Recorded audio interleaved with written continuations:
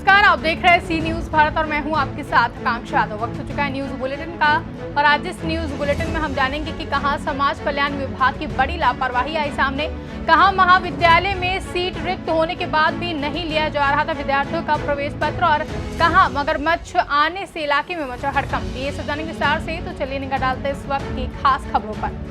अमरोहा जिले में समाज कल्याण विभाग की बड़ी लापरवाही सामने आई है, जहां 817 अपार्टों को 2059 मृतकों को जारी पेंशन की है। ब्लॉक बार सत्यापन के दौरान चौंकाने वाला खुलासा हुआ है, जहां अधिकारियों में हड़कंप मच गया और अपात्र मृतकों के नाम हटाने में विभागीय अधिकारी जुटे हुए हैं। ब्लॉक से लेकर विकास भवन तक के बिचौलियों की सक्रियता का बड़ा कारण सामने आया, जहाँ 60 साल वृद्धा पेंशन और दिव्यांग पेंशन में घोटाला हुआ है। अमरोहा के विकास भवन के अधिकारियों में हड़कंप मचा हुआ है। अमरोहा से सी न्यूज संवाददाता गौरव श्रीमाली की रिपोर्ट। महाविद्यालय में सीट रिक्त होने के बाद भी नहीं लिया जा रहा था अभ्यर्थियों को प्रवेश, जहां उधर महाविद्यालय के रवैये से परेशान छात्र छात्राओं ने भाजपा युवा मोर्चा के सदस्यों के साथ मिलकर महाविद्यालय प्रशासन के खिलाफ जमकर नारेबाजी की। अकलतरा शासकीय डॉक्टर इंद्रजीत सिंह महाविद्यालय में प्रवेश में गड़बड़ी की शिकायत मिलने पर भारतीय जनता युवा मोर्चा अकलतरा के कार्यकर्ताओं द्वारा कॉलेज में धरना प्रदर्शन किया गया, जहां भाजपा नेता रोशन सिंह व सुमित प्रताप सिंह ने बताया कि महाविद्यालय प्रशासन द्वारा लगातार छात्र छात्राओं से दुर्व्यवहार किया जा रहा था, जिस पर आज हमने महाविद्यालय प्रशासन से बात करके स्थितियों को सुधारने करने की मांग की है।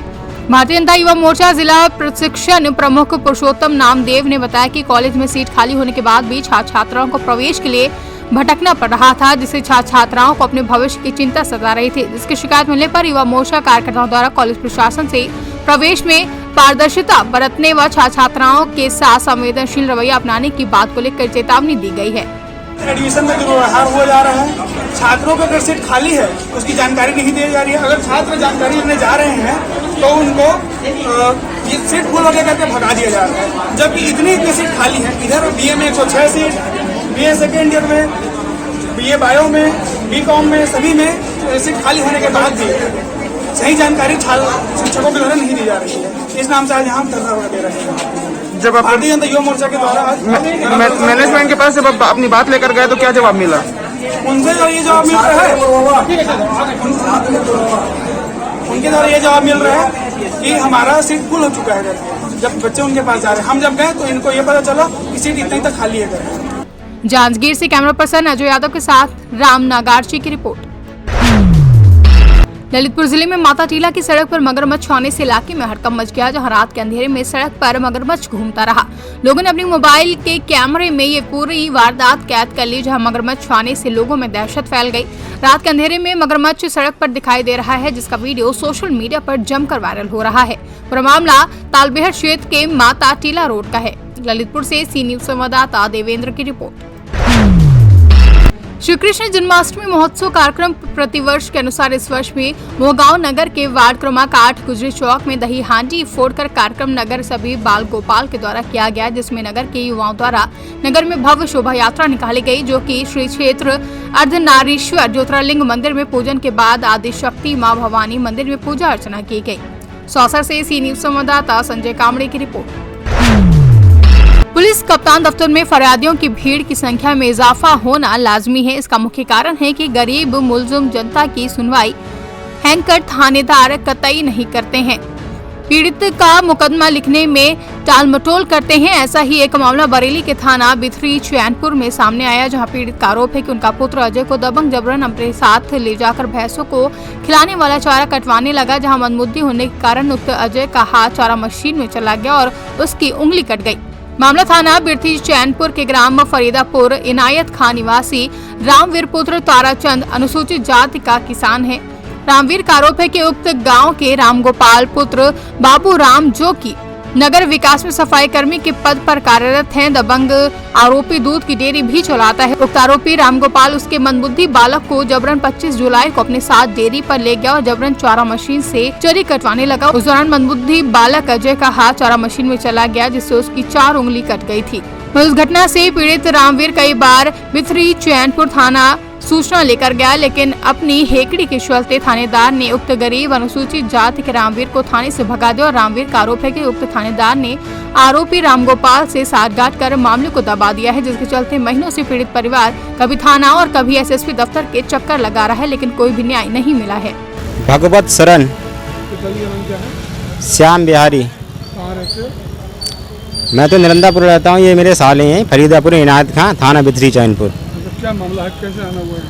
यहाँ पे ऐसे आना हुआ, ये अजय नाम है, ग्राम फरीदापुर के हैं। इनका हाथ कट गया।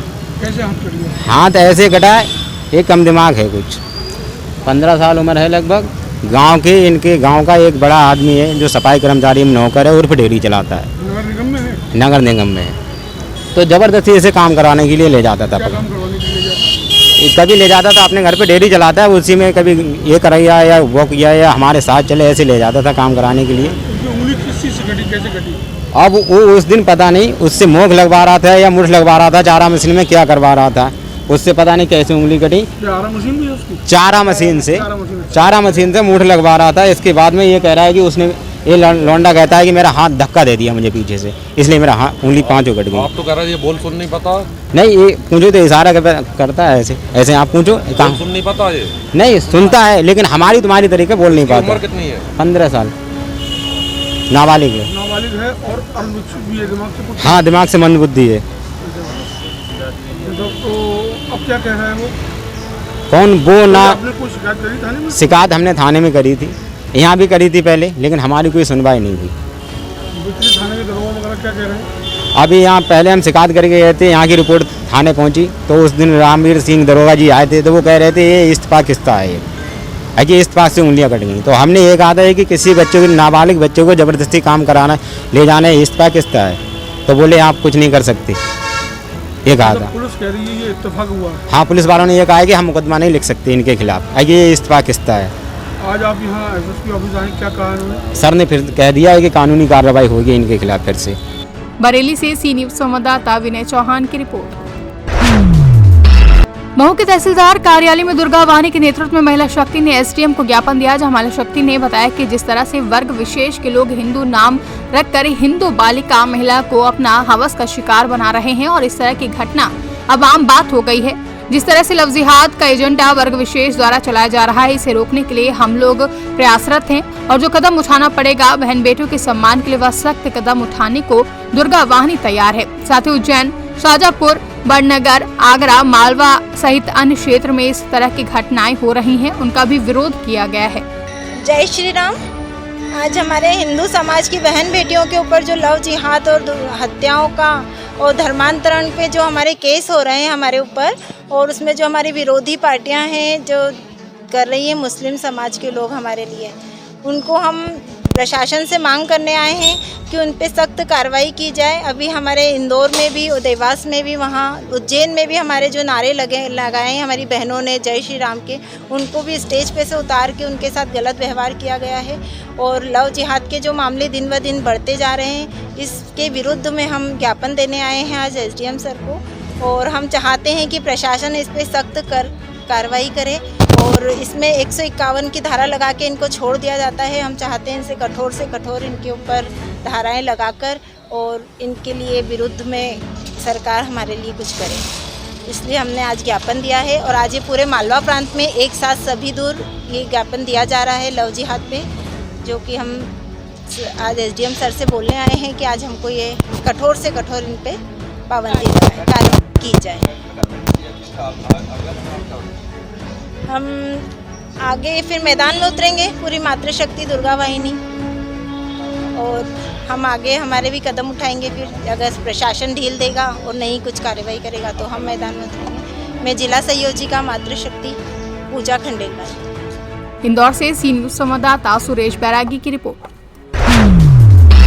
रानीपुर नगर पंचायत कार्यालय में आज बोर्ड की बैठक संपन्न हुई, जहां बैठक में 20 प्रस्ताव पारित किए गए। आयोजित बोर्ड की बैठक के मुख्य विधायक बिहारी लाल आर्य रहे तथा अध्यक्षता चेयरमैन राममूर्ति यादव ने की। गौरतलब है कि नगर पंचायत अध्यक्ष के चुनाव के 7 माह बाद बोर्ड की मीटिंग आयोजित की गई। बताया गया कि नगर पंचायत की वार्षिक आय 6 करोड़ 74 लाख है, जिसमें 31 मार्च 22 तक अवशेष अनुमानित राशि 82 लाख 38,000 बताई गई है। नगर पंचायत की आय बढ़ाने के लिए निर्णय लेते हुए कहा गया है कि नए आवासों पर गृह कर लगाया जाएगा। वार्ड नंबर 14 में केदारेश्वर शमशान घाट, साधु राम शमशान घाट पर सोलर लाइट लगाने की सहमति बनी। इसी प्रकार भौडारा शमशान घाट का निर्माण कराने पर विचार किया गया। तो सबके सामंजस्य से सभी ने जो है वो जो प्रस्ताव दिए पार्षदों ने, ठीक है, वो सारे प्रस्ताव उसमें मान्य किए किसी में कोई प्रकार का प्रभाव नहीं। सबका यही उद्देश्य था कि नगर का चौमुखी विकास हो, ठीक है। नगर में जो भी मूलभूत समस्या लोगों की उनसे निजात मिले, पीने की पानी की समस्या का पूरी तरह से समाधान हो, और सफाई के तौर पर नगर में रोडों के साथ साथ नालियों की समुचित सफाई व्यवस्था हो। जो भी शौचालय हैं जो बंद पड़े हैं उनको पूरी तरह से चालू किया जाए। जहां नगर में मरम्मत का कार्य होना है, नाली टूटी है, रोड क्षतिग्रस्त है, उसको जो है तत्काल उसको व्यवस्था पूरी की जाए, उसको ठीक ठाक करा के मेला की क्या साफ स्वच्छ और सुंदर बनाया जाएगा। ठीक है, धन्यवाद। झांसी से सी न्यूज संवाददाता चंदू राइन की रिपोर्ट। कौशाम्बी जिले के मजनपुर तहसील के नारा चौकी के अंतर्गत ग्राम सभा खेरवा मजरा बरौला में प्राथमिक विद्यालय और जूनियर विद्यालय में आज रात को चोरी हो गई।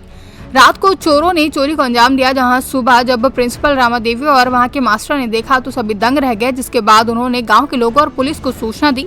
प्रिंसिपल रामा देवी का कहना है कि ऐसी घटनाएं 2 से 3 बार पहले भी हो चुकी हैं, उसमें कोई कार्रवाई नहीं हुई है, जिससे आज फिर से चोरों ने ताला तोड़कर चोरी को अंजाम दिया। वहीं चोरी हुई सामान जैसे कि पंखा, तार, MMC के सारे अभिलेख, बिल, वाउचर सहित खेल का सामान, 2 बोरी चावल, 1 बोरी गेहूं, रजिस्टर, तौलिया, पूर्व में चोरी हुई सामान, गैस सिलेंडर और पानी टंकी आदि, जिसकी सूचना पुलिस को दी गई थी, फिर भी कोई कार्रवाई नहीं हुई है। पुलिस वालों की लापरवाही की वजह से ऐसी घटनाएं आए दिन होती रहती हैं, जिसकी वजह से चोरों ने ऐसी घटना को फिर से अंजाम दिया है।